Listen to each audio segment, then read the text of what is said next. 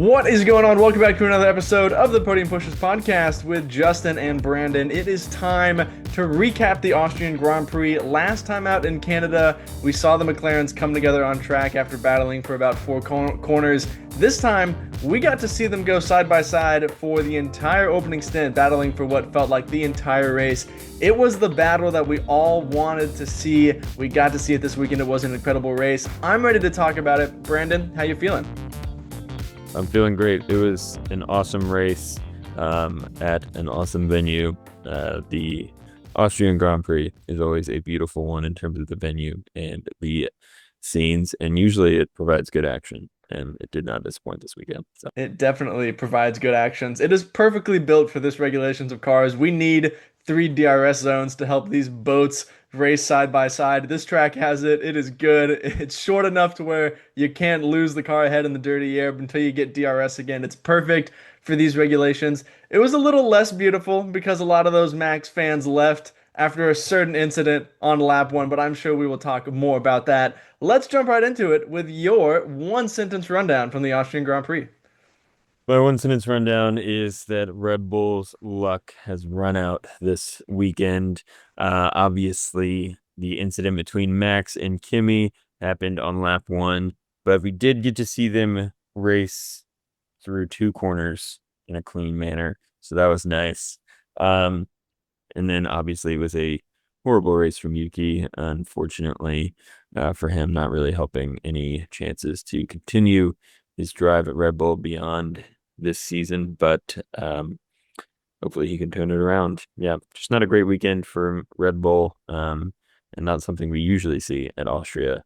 So Yeah, this is one of those races, kind of a home race for Max. You expect him to do well. He's won here in the past, feels like a track that he has dominated in previous years.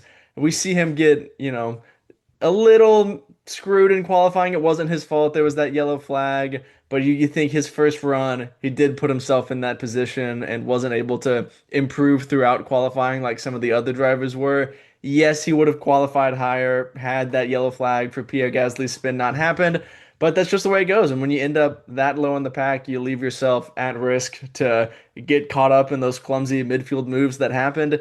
It was fully Kimi Antonelli's mistake. I saw a lot of jokes online that somehow it would be Max Verstappen's fault and he would get a race ban from that incident. But no, it was clearly Kimi Antonelli's fault. And, it's one of those things like Kimi Antonelli was bound to make a silly rookie error at some point this season. He has been really good this year, but something like this was bound to happen. And it was just unfortunate that it takes out Max Verstappen. In my mind, this probably ends any championship hope that Max Verstappen had, not scoring any points with the McLarens finishing 1-2.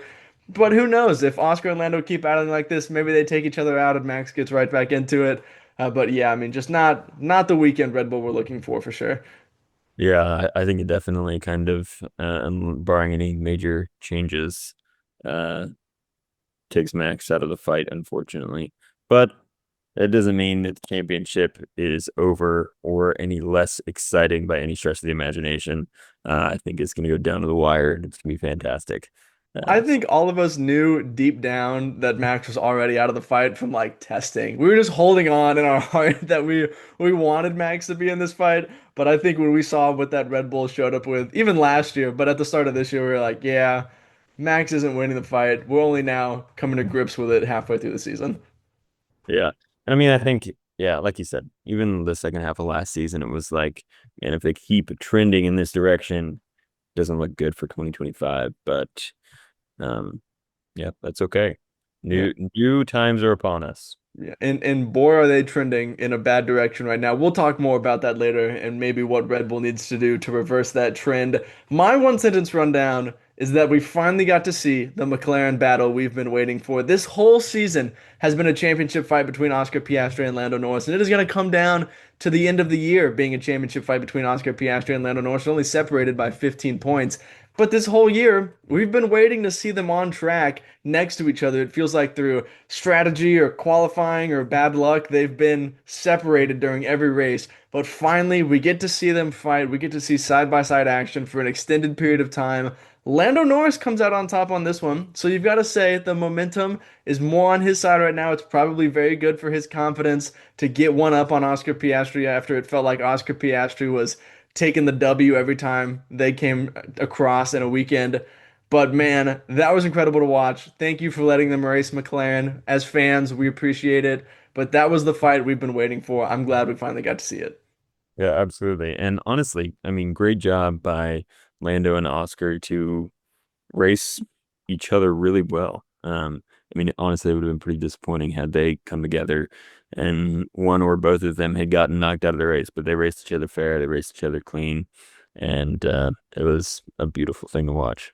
Yeah, there was only that one move from Oscar Piastri that he sent up the inside, locked up. McLaren had to come on the radio and tell him that he was being a naughty little boy. But Oscar said that was fair. He didn't pull anything like that again. Maybe it all got even when Franco Colapinto tried to run him off the road later. But yeah, that was the only questionable move. Other than that, it was great driving and great defense from Lando Norris. I mean, Oscar Piastri was in his mirrors for the entire first stint.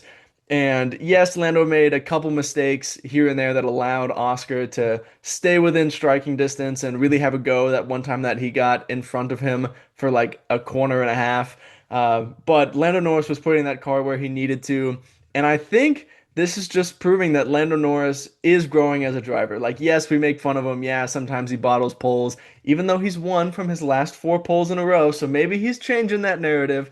But yes, even though we make fun of Lando Norris sometimes, you can't do that after this weekend. He defended well. He managed the race well. Apparently, he even had some damage at the end of the race that was limiting him. He still overcame that. So, I honestly, I can't fault Lando for this weekend. He had an incredible weekend, and he was out for FP1. So, I mean, this was what Lando Norris needed. I think he's reclaimed the momentum going into Silverstone. Yeah, I agree. I mean, honestly, you could argue that this was the best drive of his career, or at least the most mature drive I think he's had. So great weekend. Yeah, but now we need to see him continue this because we've had times where we've said this was the best drive of Lando Norris's career. We said that at the Dutch Grand Prix last year and at the Singapore Grand Prix last year, and then he would follow it up with letting Max force him off the road in Austin or getting beat in Brazil. And so if he continues this streak of saying, okay, this is the new Lando Norris standard, then there's no reason he can't take this championship lead off Oscar Piastri. But personally, I'm gonna need to see two or three races in a row put together from Lando Norris in this manner to fully be like, okay, yeah, he's on a level pegging with Oscar Piastri. Because even though this weekend was great for Lando, in my mind, I still see Oscar Piastri as having the edge this season overall. Yeah, I mean, I agree. And I mean, currently at this stage, Oscar's still winning the championship. So if the season ended tomorrow, Lando wouldn't be the champion. And so I think there's something to be said for that.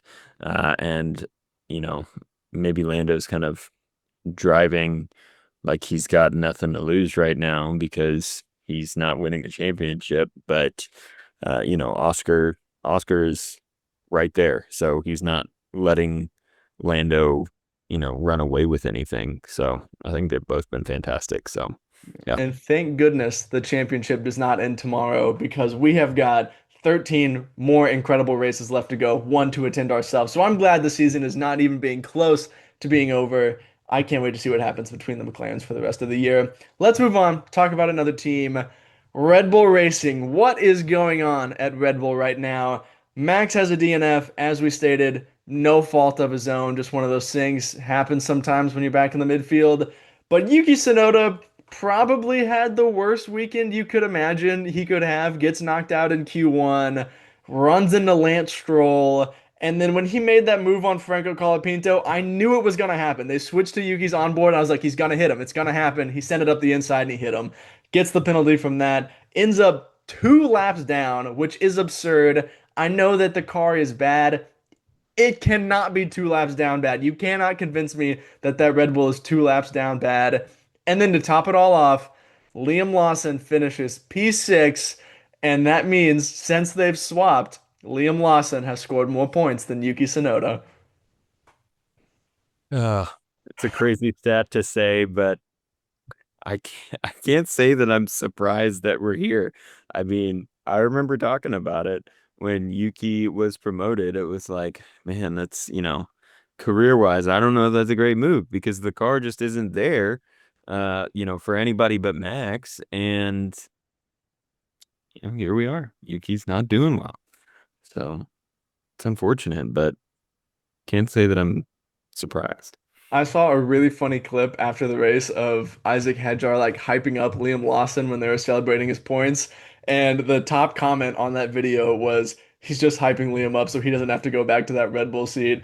And it was so funny to me because I was like, it probably would be a demotion for either one of those drivers to get put in that Red Bull seat in the place of Yuki Tsunoda.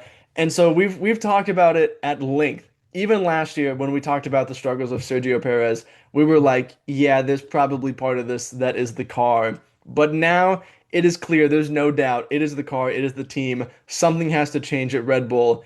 In your mind, what has caused this, and how can Red Bull rectify this somehow? I think that it kind of, starts from the top down. And ever since we saw Adrian kind of step away, there have been a lot of departures from Red Bull in general. And obviously, there has been controversy surrounding Christian Horner, and Helmut Marko seems to make an out of pocket comment every other day. So there's that. So, I mean, I think maybe not some leadership change, but some stability. Getting good people back into the team. Not that there's bad people in the team right now. But I mean, I think some consistency from the top down would help. And just I mean, it makes everything run smoother. And Max Verstappen can only do so much, which we are seeing right now. So I would say some leadership stability, and that would be the my place to start if I was running Red Bull, which I'm not. So Yeah, it's true that Max cannot do anything, but if Max was gone, Red Bull would be last in the Constructors' Championship right now, which is insane to say because 2 years ago they won every single race but one, and now we're having this conversation about them, which is insane. Yes, I think the departure of Adrian Newey has something to do it, and that car was kind of going a little off the road while he was still there, and then he left.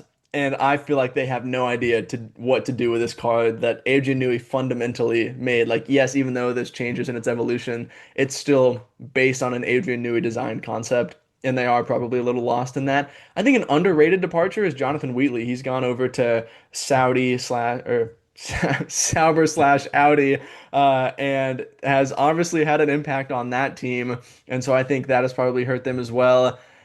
I don't know if there needs to be leadership change or not. You could make the argument that if there was any other team that was having this kind of nosedive, we would be calling for their team principal to be switched out. And I know that Christian Horner has brought a lot of success to the team, but ultimately at some point, if changes need to be made, they need to be made, and you can't just hold on to a guy because of what he's done in the past because Formula One is a fast-paced, ever-changing sport.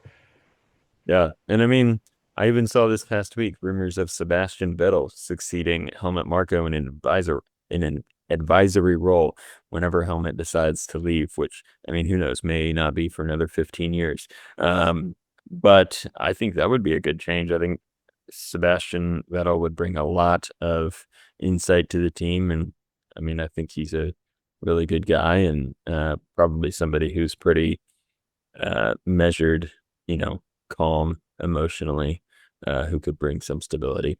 So maybe bring seven. I don't know. At this point, bring him in and see if he can drive that second car. They got to do something with that as well. As far as the second car goes, I think it would be pointless to think that any young driver could drive it right now. I feel like you probably need an experienced driver. I don't want to say that you had your answer in Daniel Ricciardo last year and you let it go, but that's always going to be a question in people's minds now is what if you gave Daniel a shot? And I know he wasn't doing it at VCARB. He felt like he lost some of his mojo, but there's always that this thing in my back of my mind that's like, man, that Red Bull car, he likes the same kind of setup as Max does. What could have been? We'll never know. Perhaps we also were a little too harsh on Sergio Perez sometimes because at least he scored points. A little P8 right now would look great from that Red Bull second driver. It really would. Maybe Sergio gets some podiums with Cadillac next year. Who knows? I hope he does. He deserves the last laugh after everything we've seen right now. Here's a question. I'm gonna put it to you before we move on to something a little bit happier. Does Yuki Tsunoda finish in the top 15 in points this year? Yes or no? I say no. That has no bearing on where this podcast is going. It is very sad though, and unfortunately, I would probably have to agree with you because there's nothing in my mind that says he's going to turn around anytime soon. Yeah, I mean, and I don't think Yuki really has the tools to be able to turn it around. The car just isn't there, and you know, uh, Yuki is a momentum-based driver, I think, and unfortunately, there's not a lot of that to go around either. Yeah, it is. It's very unfortunate that, Yuki Tsunoda, we were talking about him going to Aston, being a dark horse for Cadillac, getting that Red Bull seat, and now it's like, will he be in F1 next year? Because he's not going to go back to V-Carb. He's hurting his stock with other teams. So I think, Formula One is so much right place, right time, and it looks like Yuki Tsunoda is wrong place, wrong time right now. Yeah, I mean, you're only as good as your last race, and Yuki doesn't have a lot of good last races. So, Yeah, if this was the race he was getting judged on, it would not be good to see him judged on a two-lap down performance, but that is just the way it goes. Let's talk about something a little bit happier. Gabriel Bortoleto scores points, first points of his career, qualifies in P8, finishes P8 as well. I think he had the best and most complete weekend that he could ask for. He was on it from free practice, follows that all the way through qualifying, first Q3 of his career. I think he needed it. I think there were starting to be some questions of does he deserve to stay with that team when it becomes Audi? Is he a talented young driver? Some of these other drivers, we see Isaac Hadjar get in and perform well. We see Kimi Antonelli get in and get a podium and a sprint pole. We hadn't really seen those crazy standout performances that Gabriel that make you go, wow, like he could be a future star. This weekend, I think, was an incredible performance from him. I think he needed it for his career, and I'm excited to see what he gets to continue to do.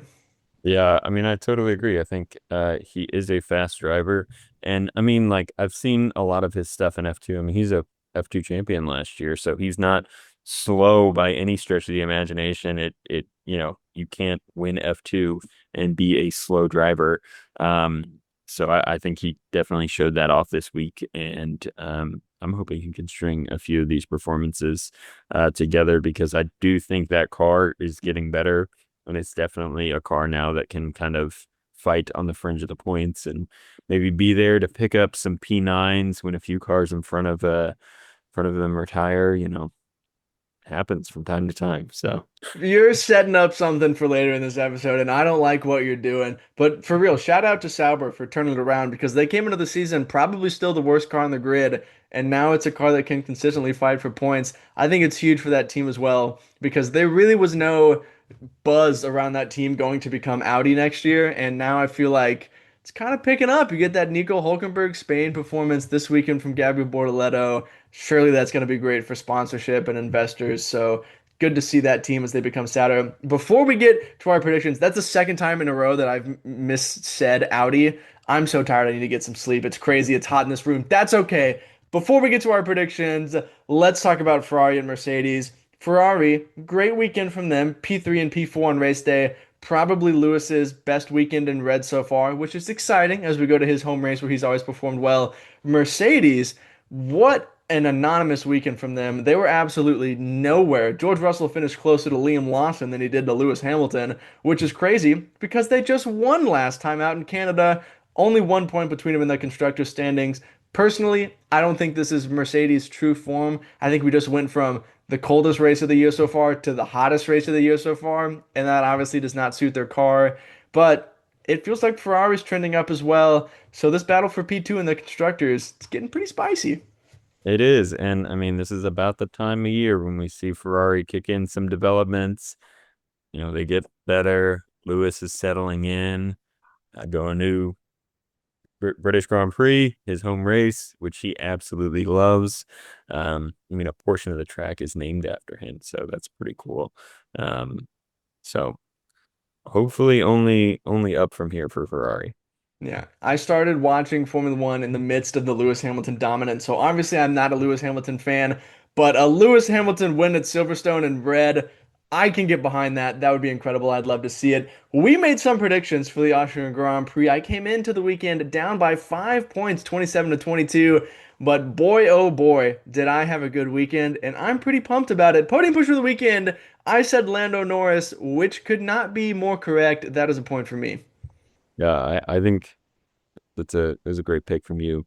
Lando, his only blemish was not driving in FP1 every other time. He was fantastic. And even his car was within a tenth of Oscar with a rookie in it. So can't fault him there. Easy That's podium true. pusher point. Yeah.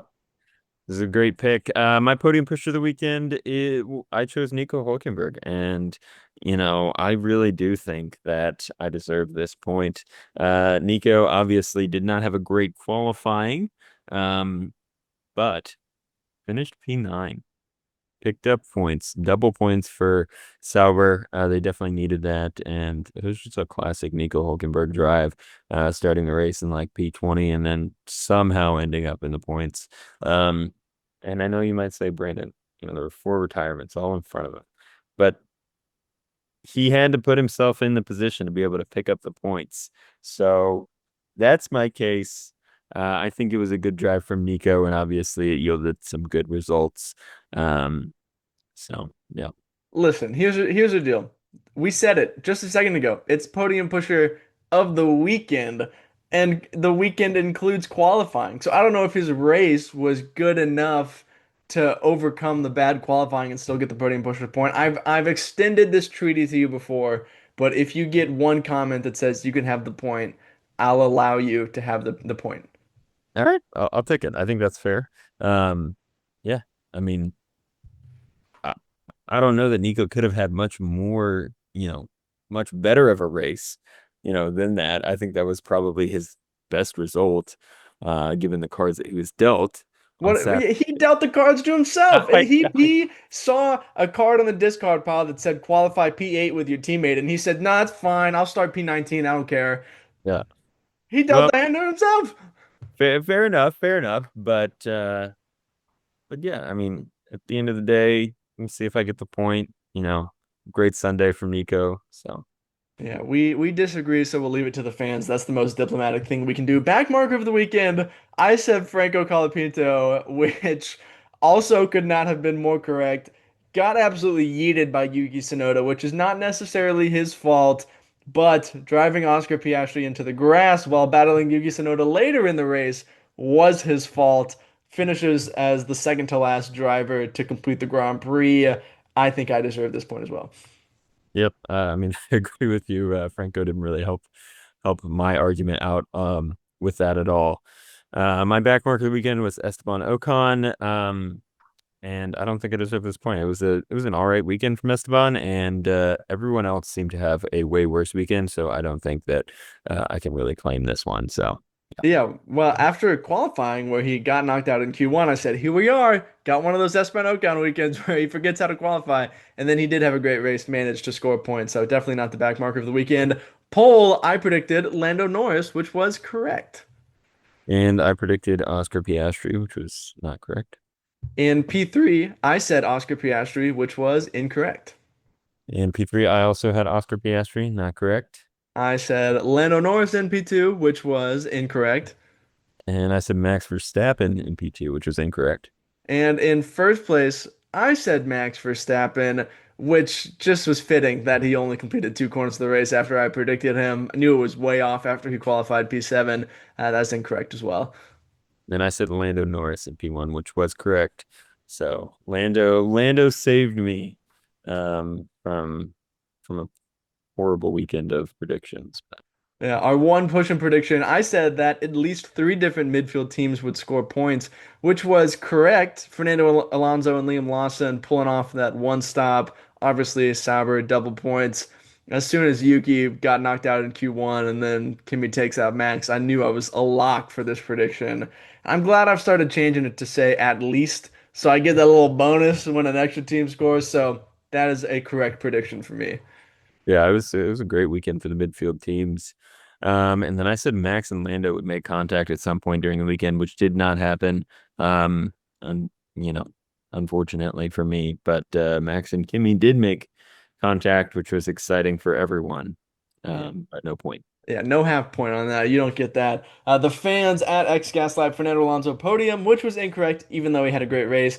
At PPK underscore 96 underscore Max dominates in qualifying, but gets beat by McLaren on race day, which was incorrect. And at Lugood, Oscar, Max, and Lando finished 1, 2, 3, which was incorrect. So tough weekend for the fans there as well. As it stands right now, it is 28 to 26. I have cut into your lead by 3 points, and I could not be happier about it. I mean, it just goes to show that one poor weekend from either one of us and a great weekend from the other, these things can swing really quickly. So we'll have to see.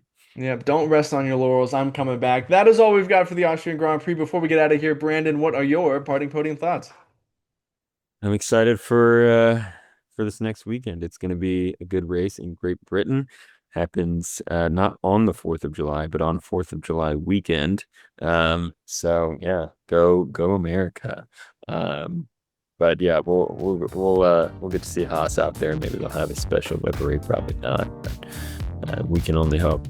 I hope they do. Nothing says 4th of July like running an American flag on British soil when you declared independence from them. That's what I want to see. Haas double points with a bald eagle on the back of that car. Make a British driver score points at home with an American flag on that car. That's what I need to see from Haas this weekend. That's my parting podium thoughts for sure. As always, thank you for watching and listening to another episode of the Podium Pushers podcast. We truly do appreciate that you let us talk to you about Formula One. It means the world. We will be back later this week, probably tomorrow by the time you're viewing this, to predict the British Grand Prix. We will see you then. Until then, have a great day and God bless. Yeah.